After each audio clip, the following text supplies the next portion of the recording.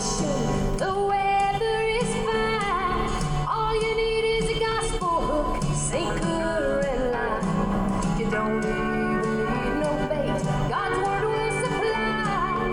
Just throw out the line, let Jesus draw them nigh. Fishers, fishers, fishers of men, that's what God's called us to do. Fishers, fishers, fishers of men, I'm going fishing, how about you?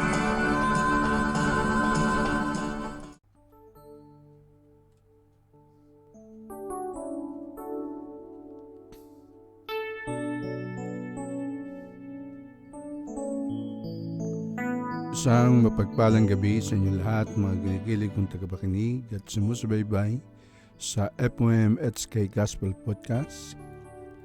Walang bagay na maikukumpara sa presensya ng Diyos. Ang presensya ng Diyos ang patuloy na ninanais na maranasan ng mga mananampalataya sa kanilang buhay sa panahon na ito.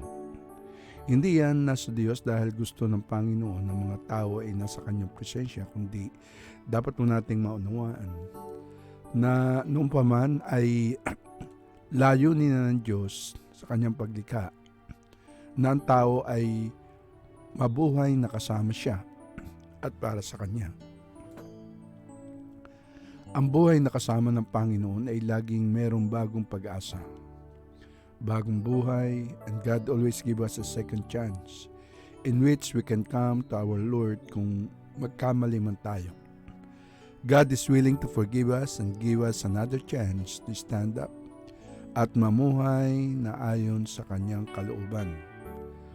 Sa Psalms chapter 84 verse 10, ito po ang sinasabi: kahit isang araw lamang, mas gusto ko sa templo mo kaysa sa 1,000 araw na iba ang tahanan ko. Gusto ko pang maging bantay sa pinto ng iyong templo kaysa ako'y tumira sa mga bahay ng palalo. A single day in your courts is better than 1,000 anywhere else, and I would rather be a gatekeeper in the house of my God than live the good life in the homes of the wicked.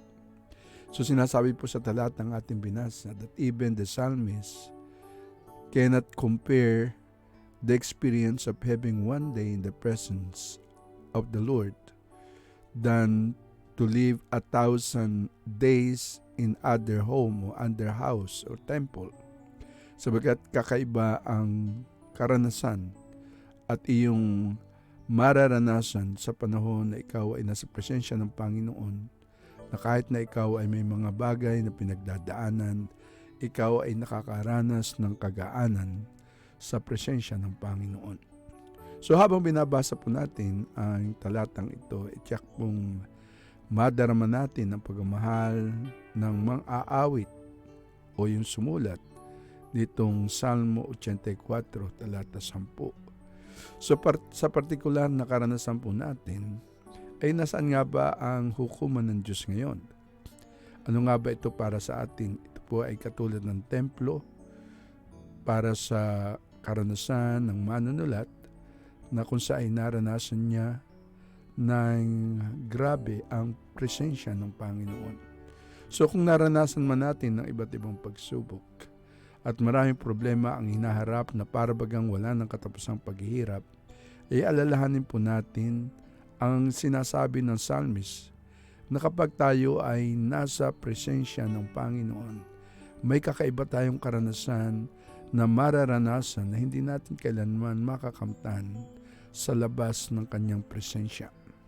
Tandaan po natin na maging sa ating mga kinakaharap na problema, sa ating mga kinakaharap na pagsubok, ay naandyan ang Panginoong Hesus na tayo handang tulungan at hindi po niya tayo pababayaan.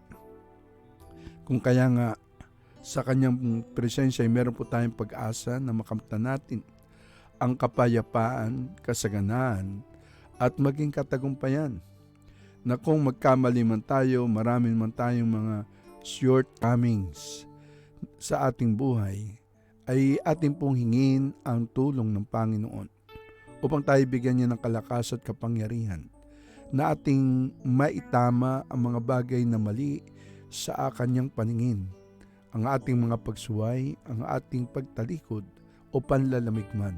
So let us come to the Lord and ask His forgiveness at tayo manahan sa kanyang presensya na tayo ay mayroong katiyakan na hindi na tayo muling mawawalay pa sa Panginoon sabagat tayo nagsisi, tinalikuran natin ang masasama nating gawa upang tayo makapamuhay ng may buong pagtitiwala sa kanyang pangako. I believe that God has a wonderful plan sa ating mga buhay regardless kung ano man ang sitwasyon natin ngayon, mabuti man o mahirap. He has His plan and He is always good. Ang Diyos ay manatiling mabuti, Siya ay manatiling tapat, and He always do the best for us. Kaya nga pinapaalala po sa ating binasa kanina, ang kagalakan na mararanasan ng sinuman kapag makakasama niya ang Diyos sa kanyang presensya o sa loob ng kanyang presensya. Ang kanyang personal na katapatan sa atin ay tunay na hindi natin maipaliwanag dahil ipinaalam sa atin mismo ng Diyos sa magitan ni Kristo at ng Banal na Espiritu na nananahan sa atin na maaari tayong maging temple courts ng Diyos saan man tayo naroon. Na kapag binuksan po natin ang ating puso at isipan sa Panginoon, ang katotohanan niyan na mga tao ay nakakalapit lamang sa Diyos dahil tayo, kapatid kong minamahal, ay niloob ng Diyos na makapasok sa kanyang presensya. Kung kaya nga sabi ni Santiago sa Kabanata 4, talata 8, ay ganito pong sinasabi, lumapit kayo sa Diyos at lalapit siya sa inyo. Linisin nyo ang inyong mga kamay, kayong mga makasalanan. Linisin nyo ang inyong puso, kayong pabago-bago ang isip. Ibig sabihin, kapatid kong minamahal, kung pipiliin natin na maging malapit sa Diyos, siya ay mananatiling malapit sa atin. Kung gaano kalapit ang ating relasyon sa Kanya, maging ang ating kaugnayan sa Kanya, ay nakadepende po sa atin yun. Tayo ay dapat nag-e-effort na gawin natin ang tama. Ayusin natin ang ating buhay. Iwasan na natin ang mga gawang masama o ang kasalanan o ang pagsuway sa Kanyang kalooban. Mamuhay tayo ng mayroong kalinisan at may kabanalan at atin ng iwanan at talikdan ang mga gawang makalaman sa ating buhay. Kaya kahit no sa kasaysayan ng mga Israelita, sinasabi doon sa Hebrews chapter 3 verse 7, kanino nagalit ang Diyos sa loob ng 40 taon? Hindi ba't sa mga nagkasala at namatay sa ilang? So sinasabi po dito yung kasaysayan during the 40 years na paglalakbay ng mga Israelita papalayo mula sa pagkalipin from Egypt, ay iba't iba ang kanilang mga naging pagsuway, ang kanilang naging kasalanan, ang kanilang mga patuloy na pag-alsa o pagre-rebelde laban sa Diyos. Kung kaya nga't nasabi doon ay nagalit ang Diyos sa kanila. At dahil sa kasalanan ng mga taong iyon, ay hindi nga sila nakapasok sa paraiso. Namatay sila sa disyerto, ang lugar kung saan kaakibat ang kawalan ng bunga at tuyong dako. Ang buhay ng mga taong wala sa piling ng Diyos ay katulad nito na nakararanas ng tagtuyot, ng kawalan at nakararanas ng kagutuman. So ang kawalan ng paniniwala ay nakahadlang din na makapasok tayo sa piling ng Diyos, katulad ng mga ginawa ng mga Israelita, ng mga Hudyo, noong mga panahong sila inililikas ni Moises mula sa Ehipto. Kung kaya nga sabi po sa Hebrews chapter 3 verse 18 ay ganito, at sino ang tinutukoy niya nang sabihin hindi sila makapagpapahinga sa piling ko? Hindi ba't yung mga taong ayaw sumunod? So yung mga Israelita, yung mga Hudyo na nagmamatigas at nagre-rebelde laban sa Diyos, ay sinabihan ng Panginoon na kailanman hindi sila makakapasok sa presensya ng Diyos. Gayon din naman ang ating buhay, kapatid kong minamahal. Kung tayo patuloy na lumalakad sa pagsuway at nanatili tayo sa kasalanan, ay hindi tayo makakapasok sa presensya ng Diyos. Kaya nga suriin po natin ang ating mga sarili. kung nasa piling nga ba tayo ng Panginoon o nasa labas tayo ng kanyang presensya. Ang unang makapagbigay patutuo nito, mga minamahal kong kapatid, ay tayo bilang kanyang mga anak, na tayo ay makakapasok lamang sa dako ng kanyang kapahingahan kung tayo ay lumalakad sa kanyang kalooban ng mayroong kabanalan. Kaya nga mga unang nakarinig ng balita, sabi ng Hebrews chapter 4 verse 6, ang mga unang nakarinig ng magandang balita ay hindi nakapasok at nakapagpahinga dahil hindi sila samampalataya. Ngunit may mga inaanyayahan pa rin magpahinga sa piling ng Diyos. So sinasabi dito, kapatid ko minamahal, na ang mga hindi nakapasok sa kapahingahan ng Panginoon ay yung mga taong nag-aalinlangan, yung mga taong kino-question ang kapangyarihan ng Diyos. Maging sa panahon na ito na tayo bilang mga mananampalataya, atin dapat isinusuko ang ating buhay sa Panginoon. But the moment we don't believe, the moment we express our doubt and unbelief laban sa ating Diyos, hindi natin maranasan ang kapayapaan o kapahingahan, sapagkat maliban na tayo ay tunay na manampalataya sa Diyos at tayo mamuhay ayon sa kanyang katwiran, hindi po natin mararanasan ang tunay na kapahingahan sa buhay nito. Marami tayong nararanasan na iba't ibang mga problema, mga pagsubok sa buhay, katulad ng mga nagaganap ngayon sa buong mundo, ang pandemya nito. Subalit maraming din tao ang nag-aalinlangan sa pag-ibig ng Diyos, kung bakit ang ilan ay nagtatanong kung ang Diyos baga ay talagang nagmamahal sa Kanya o sa kanila. Subalit ganun pa man, kahit pa man ano yung payagan ng Diyos, atin pa ring mararanasan na mahal ng Diyos ang mga tinawag, ang mga lingkod, ang mga anak niya.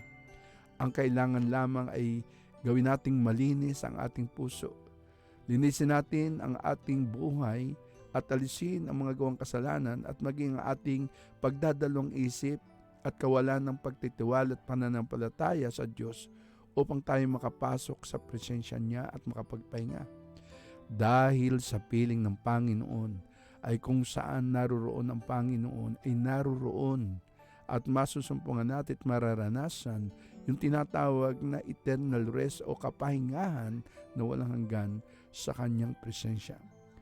At tayo, mga minamahal kong kapatid sa Panginoon, dapat magkaroon tayo ng takot na tayo ay hindi makapasok sa presensya ng Diyos kapag tayo patuloy na nagkakasala. Kaya nga kung sasabihin natin iniibig natin ang Diyos, kung gayoy dapat nating gawin kung anong sinasabi ng salita ng Diyos. Dapat nating lakaran ang kanyang salita, dapat nating sundin ang kanyang kalooban, maging ang kanyang mga kautusan sa ating buhay upang tayo ay kanyang pagpalain at kasiyahan ng kanyang espiritu at bigyan ng pagkakataon na makapasok sa kanyang presensya. Ang pagiging matapat ay isa sa mga katangian ng Diyos. Ang kanyang katapatan ay di tulad ng ating katapatan. Ang ating katapatan, kung tayo ay meron man, ay madalas na nagmamalim, nagbabago ang tao kapag merong mga pangyaring hindi nila nagugustuhan. Ngunit ang katapatan ng Diyos, kapatid kong minamahal, ay hindi kailanman nagbabago. Kaya nga ito yung sinasabi kanina, na sikapin nating makalapit sa Diyos. Sikapin natin na tayo pagharian ng Diyos. At tandaan po natin na ang katapatan ng Diyos ay hindi kailanman magbabago. Magbabago lamang ito kung titigil ang Diyos bilang Diyos, at tiyak namang imposibleng mangyari po yun. Dahil ang Diyos ay walang hanggang Diyos. At ang kanyang katangian bilang matapat na Diyos ay walang hanggan din. Kung kaya nga't hindi natin dapat abusuhin ang kanyang biyaya na kanyang ibinibigay sa atin. Na kapag tayo ay patuloy na gumagawa ng kasalanan, alam natin na nadoon ang kahabagan ng Diyos, ang kanyang pagpapatawad. Subalit kung tayo ay buong katigasan ng ulo na susuway sa kanyang kalooban, isang kalunos-lunos o isang malungkot na pwede nating maranasan, yung hindi natin maranasan yung kanyang presensya. Kaya nga, kapatid ko minamahal, madalas ay nalilimutan natin na merong Diyos na nagmamahal sa atin. At yun ang dahilan kung bakit tayo ay nabubuhay pa hanggang sa ngayon. At may kakalungkot naman na merong mga mananampalataya na hindi nagbibigay ng importansya sa mga bagay na ito. Na merong Diyos na dapat nating alalahanin sa ating buhay. At kung sakali man sa pagdanas nila ng mga iba't ibang karanasan o problema, hindi nila dapat o hindi natin dapat na sinusumbatan o sinisisi ang Diyos sa mga bagay na nangyayari sa atin, lalo na maging sa panahon na ito na mayroong pandemyang kumakalat sa buong mundo. Hindi nagpapabaya ang Diyos. Lahat ng tao ay maaaring dumanas ng mga matitinding pagsubok sa kanilang pananampalataya at pagsubok sa buhay, anuman yung kanilang kalagayan, maging believer man sila o hindi. Ang kaibahan nga lamang ay ang mga Kristiyanong kumikilala sa Diyos ay may biyaya ng Diyos upang harapin ang mga ganitong matinding pagsubok sa buhay. Ang pagdanas natin ng mga pagsubok sa buhay ay hindi nangangahulugan na ang Diyos ay hindi tapat, kung kaya nga dahil sa kanyang katapatan. Binibigyan niya tayo ng kaaliwan. Nararanasan natin ang kanyang presensya at katulad ng sinasabi ng Psalmist sa Psalm 84 verse 10, kakaiba ang presensya ng Diyos sapagkat sa kanyang presensya na hindi niya kailanman kayang maipagpalit kahit pa 1,000 araw sa tahanan ng ibang tahanan, sapagkat ang tanging kapayapaan o ang talagang katiyakan ng buhay ay masusumpungan lamang kung tayo nasa presensya ng Diyos. There is no other place that is safe. There is no other place that is secured. And that place is in the presence of God. Tanda mo kapatid na minamahal, ang buhay ay walang katiyakan kung tayo wala sa presensya ng Diyos. At kailanman hindi natin dapat nasukatin ang katapatan ng Diyos sa ating buhay sa magitan ng mga pangit na karanasan na nangyayari sa ating buhay. Pansinin niyo pagpapahayag ni Propeta Habakuk sa Diyos. Ganito po sabi ni Propeta Habakuk, bagamat di namumunga ang puno ng igos at di rin namumunga ang mga ubas, kahit na maantala ang pamumunga ng olibo at walang aanihin sa mga bukirin, kahit na mamatay lahat ng mga tupa at mawala ang mga baka sa kulungan, magagalak pa rin ako at magsasaya dahil si Yahweh ang Diyos na magliligtas sa akin. Ang Panginoong Yahweh ay sa akin nagpapalakas. Tulad ng usa, tiyak ang aking mga hakbang. Inaalalayan niya ako sa mga kabundukan. Napakaganda ng sinabi ni Propeta Habakuk na hindi natin kailanman dapat na tingnan ang ating kalagayan, sapagkat ang ating kalagayan ay secure tayo kapag tayo ay may pagtitiwala, pananalig, pananampalataya sa katapatan ng Diyos sa ating buhay. Ang kagalakan niya ay hindi sa kung ano ang maaaring gawin ng Diyos. Sa halip, ang kagalakan niya ay ang Diyos mismo na kanyang tagapagligtas. Ang kanyang kagalakan ay hindi nakabase sa kanyang kalagayan, sa kanyang anumang mga bagay na tinatamasa sa buhay, kundi nakabase sa presensya ng Diyos na kanyang nararanasan. Kaya nga po kapatid kong minamahal, ito nga sinasabi natin, na kapag ikaw ay nasa presensya ng Diyos, mararanasan mo ang kanyang katapatan at totoo namang tapat ng Diyos sa kanyang mga pangako. May mga bagay na sa ating pangunawa sa ngayon ay tila baga mahirap unawain. May mga pagtatanong tayo kung minsan kung bakit may mga bagay na pinapayagan ang Diyos na kung minsan ay nakaka-apekto sa atin. Pero ganun pa man, tanda natin, ang daigdig na ito na ating ginagalawan ay hawak ng Diyos. At kahit ito'y hawak ng Diyos, kapatid kong minamahal, hindi pa rin ganap o perpekto ang daigdig na ito. May mga nilalang na maaaring maging sanhi ng ating pagdurusa o kamatayan. At ang Diyos ay hindi isang security guard na magbibigay ng palagiang seguridad sa atin upang hindi tayo dumanas sa pagdurusa at kamatayan. At ito ang isang maraming bagay na hindi natin maintindihan at maipaliwanag. Subalit ang Diyos ay tapat sa bawat pangyayari sa ating buhay at alam niya kung sino ang responsable sa mga bagay na nangyayari sa panahon na ito. Kaya nga, matuwid lamang na tayo patuloy na magsumikap, na tayo makapasok sa kanyang presensya. Sapagkat sa kanyang presensya tayo ay nagkakaroon ng sagot sa ating mga katanungan. Nagkakaroon tayo ng kagaanan sa lahat ng ating pinagdadaanan. At kung meron man tayong mga tanong, katulad ng sabi kanina na hindi natin maintindihan, atin na lang damahin ang yakap ng Panginoon. Kung sakaling may mga bagay na hindi pa niya pinapaunawa sa atin, pero darating ang panahon na ating maiintindihan yan, sapagkat nitiyak ko na yan ay bibigyan ng Diyos sa atin ng kapaliwanagan. So higit lalo sa lahat, ang katapatan ng Diyos ay kanyang pinapakitang lalong dakila kapag tayo minsan ay hindi nagiging tapat sa Kanya. Madalas nating nagiging dahilan ang ating pagkadapa at pagsuway. Ang ating katapatan sa Diyos ay hindi dapat nagbabago. Patuloy siyang umuunawa at nagmamahal sa atin. At sa oras na tayo marumihan ng kasalanan, siya ay patuloy pa rin magiging tapat sa atin. Patuloy pa rin tayong kanyang patatawarin at patuloy tayong yayakapin at lilinisin at bibigyan ng Panginoon ng pagkakataon na tayo ay makaranas ng kanyang presensya sa buhay natin, anuman at gaano man katindi ng dilim ng buhay na ating nararanasan sa buhay na ito.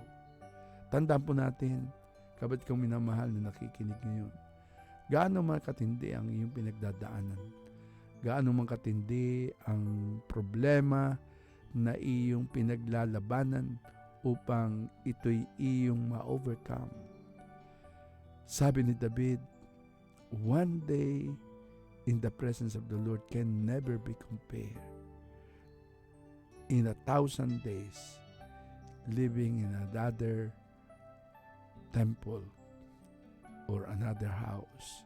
Ibig sabihin, patuloy kang magsumiksik sa presensya ng Diyos.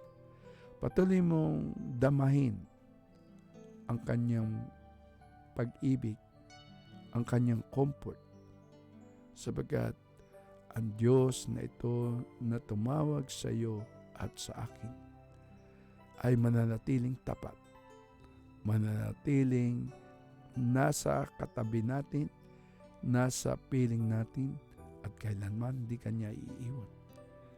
At sa kanyang presensya, may katiyakan ka na kahit anuman ang mangyari sa mundong ito, na andyan ang kanyang kapangyarihan na pwede mong panghawakan, maging ang kanyang pangako sa kanyang salita na kailanman ay hindi niya kailanman binabaliwala, sapagkat siya, kapatid ko minamahal,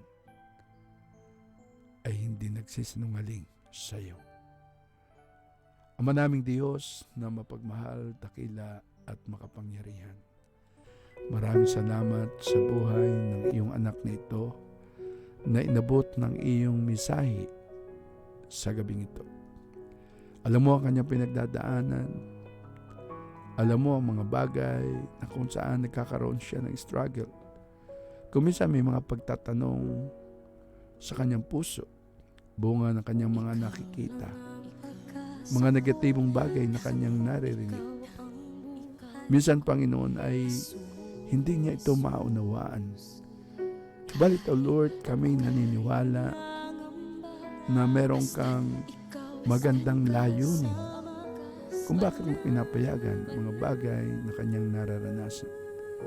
Dalangin ko, O Diyos, isang araw, sa muling pagdilat niya ng kanyang mata, ay kanyang makita ang sagot sa kanyang mga tanong.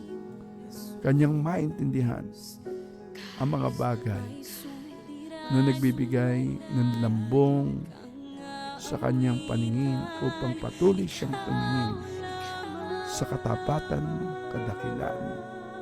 Dalangin kong manatili siya sa iyong presensya, sabagat tanging sa presensya mo lang kami merong katiyakan. Salamat sa iyong katapatan. Salamat sa iyong patuloy na ibinubuhos na biyaya ng iyong pagmamahal. Patuloy mo siyang pagpalat. Patuloy mo siyang pakayakapin. Sa pangalan ni Jesus. In Jesus' mighty name I pray. Amen.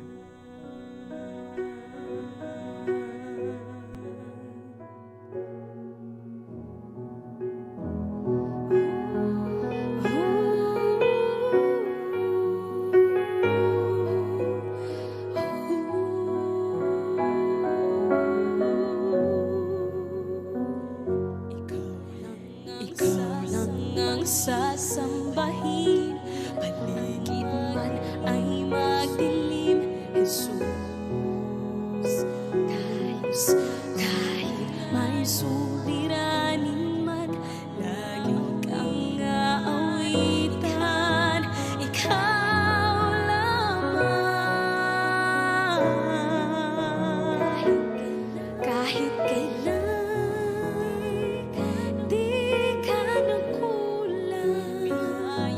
biyaya mo sa akin laging laan, ang pag-ibig mo